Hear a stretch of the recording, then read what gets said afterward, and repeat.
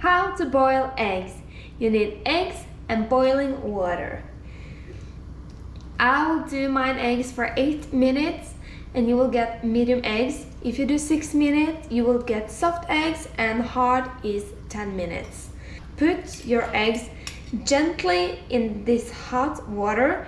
It needs to be boiling, and make sure your eggs are covered with water. Put them in carefully so they won't crack. And then you will set your timer. Now you have to wait. You of course have to test out with your burners because it can vary from my burners and your burners. So maybe you have to do more like soft eggs 5 minutes or 7. You have to just test out. My eggs are done.